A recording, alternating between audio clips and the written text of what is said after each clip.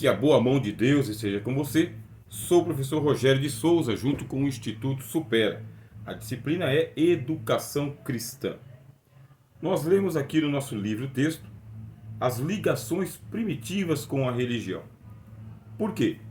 A educação da humanidade, ela tem as suas primeiras escolas ou os seus primeiros núcleos educacionais formais pertinho dos templos ou dentro do próprio templo. Era necessário que os sacerdotes eles fizessem os seus discípulos, os seus seguidores, que tivesse ali aqueles que iam dar continuidade ao sacerdócio. E a própria escrita, ela também é atribuída como uma invenção dos escribas que estavam a serviço dos sacerdotes nos templos. O sacerdote ele era o mediador entre as divindades e os mortais. E esses sacerdotes eles tinham gente trabalhando com ele no templo. Portanto, eles ditavam, eles escreviam, e esses escribas eles colocavam no papiro, colocavam no papel. Muito bem. São eles que deram início a esse negócio de vamos educar mais gente, vamos fazer discípulos, vamos multiplicar o conhecimento, vamos escrever o nosso conhecimento nos livros. Assim, os livros também, eles têm a sua origem em volta da religião. Quando a gente pega a Bíblia, já é um livro pronto. Nós já temos aqui uma coleção de 66 livros, sendo que 39 deles, como nós já estudamos, pertencem ao Velho Testamento e 27 ao Novo Testamento. Tanto os judeus quanto os cristãos valorizaram o livro, valorizaram a escrita e também valorizaram o ensino. De Moisés até Samuel, havia um ensino eventual muito voltado para os sacerdotes. Mas quando chega nos dias de Samuel, ele cria a escola dos profetas. Por quê? Porque Samuel ele não era somente sacerdote, ele também era juiz. Não somente juiz, ele era também profeta. Assim, ele criou uma escola que é conhecida como a escola dos profetas. Até o Saul foi enviado para essa escola, não permaneceu muito tempo recebendo seu letramento, só recebeu ali a unção do Espírito Santo, mas os demais continuaram ali no seu rabinato, continuaram ali no seu educandário. O Samuel, ele popularizou a cultura da educação. E é justamente nos dias dele que a educação judaica ou israelita, ela começa a dar as primeiras letras para os meninos, de acordo com a Mishnah, de acordo com o Talmud e também de acordo com a Torá. O menino tem que ser instruído o quanto antes. E por isso criou-se em Israel uma tradição de educar os meninos até os 5 anos de idade com as primeiras letras. O apóstolo Paulo faz referência às primeiras letras que Timóteo recebeu ainda na sua infância, quando tanto a mãe quanto a avó de Timóteo tomavam conta da educação do menino. Isto para ajudar, Timóteo ele era filho de pai grego, e entre os gregos também a educação foi levada muito a sério. Os gregos desenvolveram uma cultura chamada de paideia. O que viria a ser a paideia? É justamente a cultura da educação das crianças, porque a palavra criança lá no grego é pronunciado como sendo paidos. Da palavra paidos é que vai surgir o termo pedagogia. O que é a pedagogia? É a ciência da educação infantil. Quem é o pedagogo? É aquele que conduz a criança no caminho do conhecimento, no caminho da escola. Os gregos tinham um projeto chamado Paideia. Vamos educar as nossas crianças desde pequenininho, para que quando ele se crescer, ele tenha orgulho de ser grego, orgulho de falar a nossa língua, de ter a nossa cultura. E na paideia ele recebia um conhecimento voltado para a arte militar, para se tornar um soldado, um guerreiro, e também ele recebia ali muitos princípios de política, para que ele se tornasse não somente um cidadão, mas até mesmo um tirano, um governante das cidades gregas. Também recebia conhecimentos de navegação. Afinal de contas, as colônias gregas, todas elas, ficavam ali mareadas pelo oceano, porque eram ilhas. E de uma ilha para outra tinha que haver a ciência da navegação. Junto com a ciência da navegação, nós vamos ter ali o início da matemática entre os gregos. Pitágoras de Samos, um homem que viajou o mundo, foi inclusive para o Egito, e do Egito ele voltou para a Grécia justamente para se tornar o pai da matemática. Você já deve ter ouvido falar bastante de Pitágoras. Sabe aquele teorema de Pitágoras? Sim, Pitágoras de Samos, ele é de cultura grega e é denominado o pai da matemática. E para que ensinar matemática? Porque esses mesmos meninos que vão para a guerra, esses mesmos meninos que vão se tornar governantes, tiranos, soldados, navegantes, precisam estudar os céus. Aí vem o conhecimento da astronomia, o estudo dos astros, embora que não era chamado de astronomia, e sim de astrologia. Se eu estou falando de astrologia, nós estamos aqui no entorno da religião. Aí somos levados para a Babilônia. Quando nós estudamos, assim como você fez nas matérias anteriores, que nós estudamos aqui arqueologia, quando chegamos na Babilônia, também os babilônios eles exerceram a educação dos seus meninos, dos seus jovens, dos seus soldados, acessando os segredos da natureza, desenvolvendo as ciências ocultistas, mas não só as ocultistas, como as ciências práticas também. Nenhum reino do mundo vai se tornar um império como o Egito sem conhecimento, sem ciência, sem educação. Nenhum reino do mundo vai se tornar um império se não fizer como a Babilônia, desenvolvendo ciência, conhecimento e educação. Nenhum reino do mundo pode abdicar da educação das suas crianças. E com os israelitas não foi diferente. Como eu disse a você, Samuel ele montou a escola dos profetas e os meninos começaram a receber conhecimento. Até os 5 anos de idade, eles tinham que ser alfabetizados para que eles pudessem ser levados diante de um mestre da lei, de um rabino, de um doutor, e ali ele fizesse a recitação de textos da Torá. Mas não somente a recitação, como a leitura também, sem tropeçar nas letras. Em seguida, este menino ele era encaminhado para que ele ficasse dos 5 até os 13 anos de idade, recebendo um letramento ou uma alfabetização mais aprofundada, ainda estudando somente a Torá. Perceba, existe uma metodologia para o ensino, um jeito de ensinar para cada faixa etária, e os israelitas perceberam isso. Dos 5 até os 12 anos, esse menino ele é instruído, porque quando ele vai completar 13 anos, ele tem que se tornar um homem. E por quê? Porque a puberdade está chegando. E todos os hormônios retiram o menino da sua consciência infantil para colocá-lo numa vida de pré-adulto. Ou seja, um adulto mirim. E dentro da cultura dos judeus, a vida adulta do menino começa aos 13 anos de idade, que é dos 13 até os 30 anos que ele vai receber ali um letramento mais aprofundado para que ele possa se tornar um rabino, um mestre, um ensinador do judaísmo para as demais pessoas. Onde que você encontra esses conteúdos? Os judeus eles valorizam a Torá oral, eles valorizam a Torá escrita, eles valorizam a Mishnah e eles valorizam o Talmud.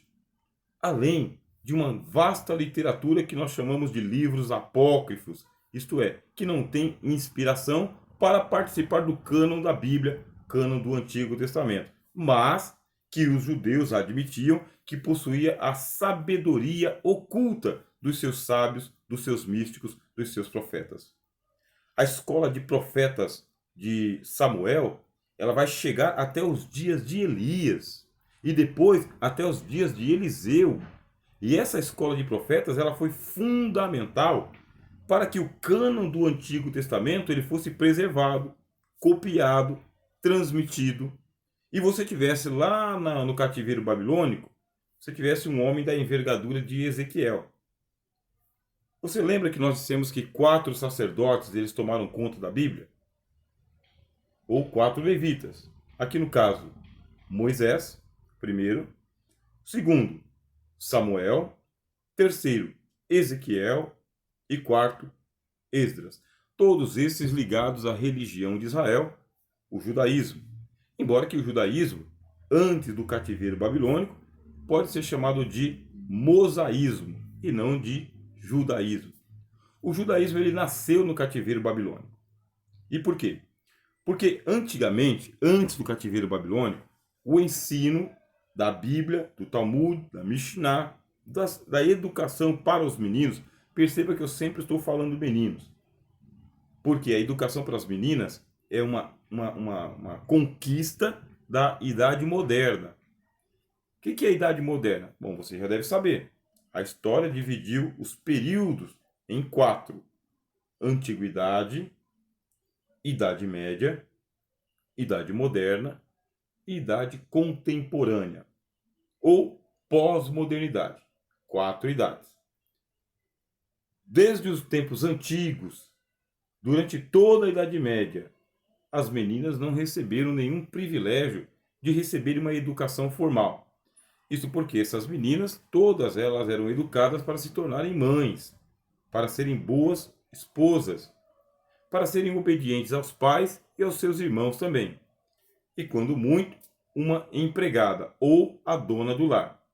Por isso, a educação para as meninas ficou reservada para acontecer só na Idade Moderna, depois da Idade Média. Vai demorar bastante tempo. Durante esse período, quem recebe a educação? Não somente no mundo ocidental, como no mundo oriental e na Ásia também. Quem recebe a educação sempre são os meninos. Eles é que aprendem a ler, a escrever, a recitar, fazer leis, escrever livros. Os meninos judeus, como eu disse a você, eles eram treinados desde os 5 anos de idade até os 30 anos de idade para se tornarem letrados. Mas a gente sabe, a educação ela nunca é igualitária. Nem todas as pessoas têm as mesmas habilidades para aprender as mesmas disciplinas no mesmo tempo. São necessárias metodologias diferentes. E assim, aqueles que não se davam muito para as letras, aqueles que não se davam muito para se tornarem doutores, vai fazer outra coisa, vai trabalhar de outra coisa, de outra maneira. Era apenas alfabetizado. Os profetas eram letrados. Os sacerdotes eram letrados.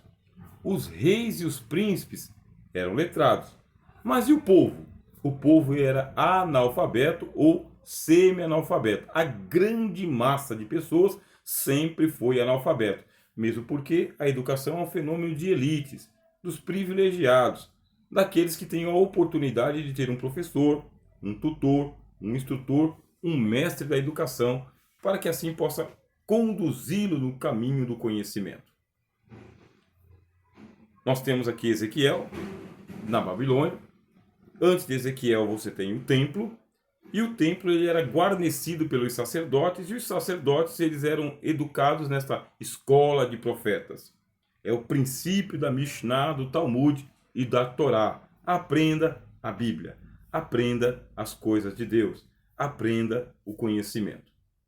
Chegou o tempo do cativeiro babilônico, o templo de Jerusalém foi destruído, só que, como eles tinham a Bíblia e já essa cultura da educação, quando foram para a Babilônia, eles organizaram as sinagogas. Aí sim, as sinagogas elas são a multiplicação das escolas de profetas. Agora já não são mais escolas de profetas, são sinagogas ou casas de estudo.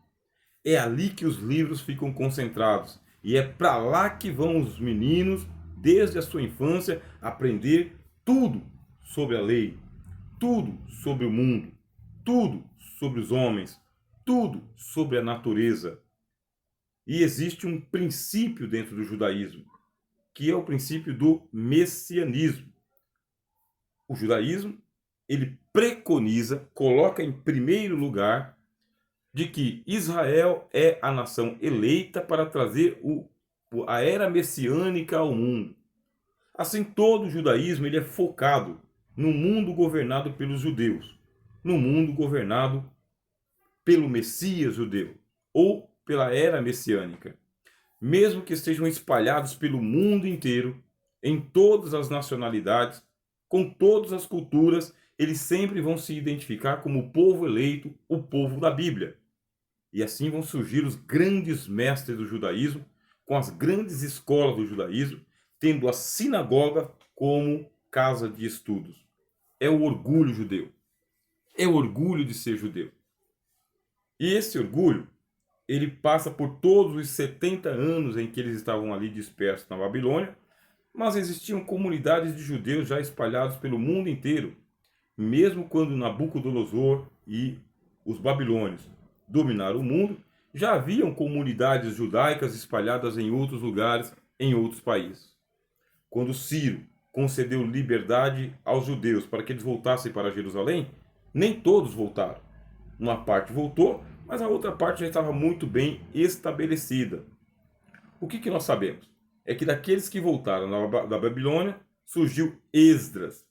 E Esdras ele é o quarto levita, sacerdote, responsável pela reconstrução do segundo templo, porque o primeiro foi destruído. E ele reconstrói o segundo templo, mas ele teve ali um impedimento, porque os palestinos não permitiram a reconstrução do templo. Algo semelhante àquilo que está acontecendo nos nossos dias. O povo de Israel já voltou para a sua terra, eles querem a reconstrução do seu templo, para poder trazer a era messiânica ao mundo, mas os palestinos estão lá desde os tempos dos filisteus, portanto, não vai ser tão fácil assim. E os palestinos impedem a construção do templo. Enquanto isso, o que fez Esdras? Enquanto Sambalate, Tobias e os samaritanos não permitiam que Esdras ele efetuasse a construção do templo, ele organizou a grande sinagoga. Essa grande sinagoga, ela é a concentração de todas as sinagogas espalhadas pelo mundo, porque está em Jerusalém.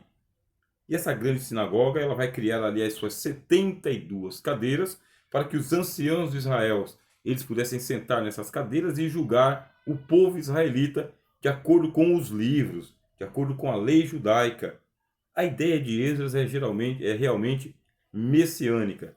Bom, nos dias dele, profeta Ageu, profeta Malaquias, profeta Zacarias profetizaram e o povo foi estimulado e eles conseguiram reconstruir o segundo templo.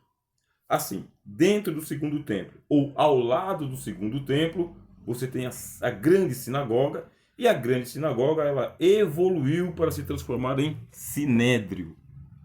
E o sinédrio tinha o seu lugar físico ali em Jerusalém. Mas o sinédrio é muito mais do que apenas uma grande casa de estudos, uma grande sinagoga. Se transformou no tribunal de justiça dos judeus no mundo inteiro. O sinédrio ele é composto por esses 72 anciãos que dizem que nasceu lá nos dias de Moisés. Essa é a tradição que existe entre eles. Sabe quando Deus retirou do espírito que estava em Moisés e fez repousar sobre os anciãos, e os 70 anciãos ajudaram Moisés durante toda a peregrinação a julgar em Israel? Muito bem, é ali que surgiu o sinédrio de acordo com a tradição dos judeus. O sinédrio não é só uma construção de prédio, de pedra, é uma instituição mística, profética e jurídica para os israelitas, os judeus e, consequentemente, para todas as nações. E por quê? Porque dentro do judaísmo existe o princípio do messianismo, e o messianismo ele é um reino de juízes, profetas, sacerdotes, e é um reino na sua totalidade. Está gostando desse conhecimento? Está anotando tudo que nós estamos passando para você? Nós, do Instituto Supera, temos essa preocupação. Por isso já enviamos para você o livro-texto. Por isso estamos organizando as nossas aulas aqui dentro da nossa plataforma e disponibilizando para você todos os canais para que, se for necessário, você entre em contato conosco e nós vamos aqui trabalhar com tutoria. Afinal de contas, o conhecimento ele é abrangente, mas ele também tem os seus bloqueios e precisam ser desbloqueados. A grande sinagoga de Esdras evoluiu para ser o sinédrio. E esse sinédrio foi aonde o Senhor Jesus e os apóstolos foram todos julgados. Com a queda do templo de Jerusalém, lá no tempo dos romanos, o sinédrio físico se desfez. Mas como a comunidade judaica ela é universal, ela é mundial, está estabelecida em muitos povos, o princípio do judaísmo de que ele é um reino messiânico, um reino de juízes, de profetas e de sacerdócio, permanece. Até hoje existe o Sinédrio dos Judeus. Até hoje eles se organizam como casa de estudo. Até hoje eles proliferam a sua literatura de todos os níveis que você possa imaginar e com a tradução para o maior número de línguas possível.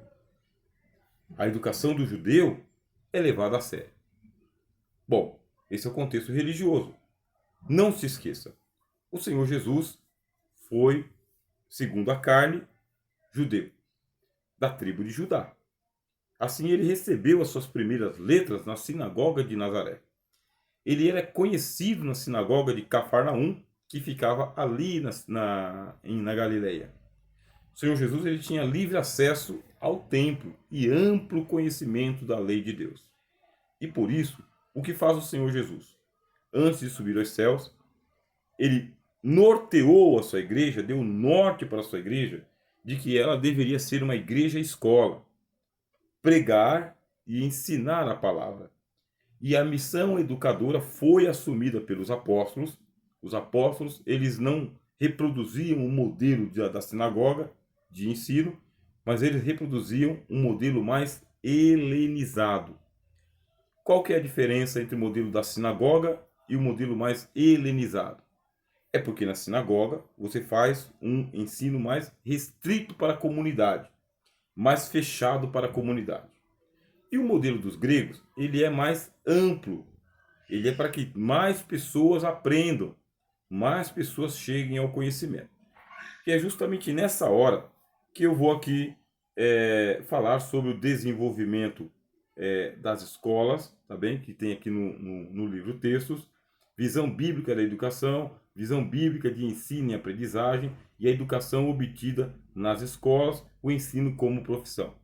Eu quero falar um pouco mais sobre o projeto grego de educação. Aí nós vamos também para o aporte da filosofia da educação. Porque a igreja assumiu a missão educadora. A primeira geração de cristãos, aqueles que tiveram acesso às sinagogas, os hebreus no caso, já estavam acostumados. Mas lá no mundo helênico, no mundo grego, eles também estavam acostumados, só que as metodologias eram diferentes. A igreja não podia fechar as portas, porque aí seria um sectarismo. E nós cristãos não devemos admitir que o ensino do evangelho se torne sectário, secreto, como se fosse fechado somente para uma seita. Não. Ide por todo o mundo. Pregai o evangelho a toda criatura. Como faz isso? Porque toda criatura inclui o grego, o judeu, o babilônio, o egípcio, o africano, o ameríndio, o bárbaro, o nórdico.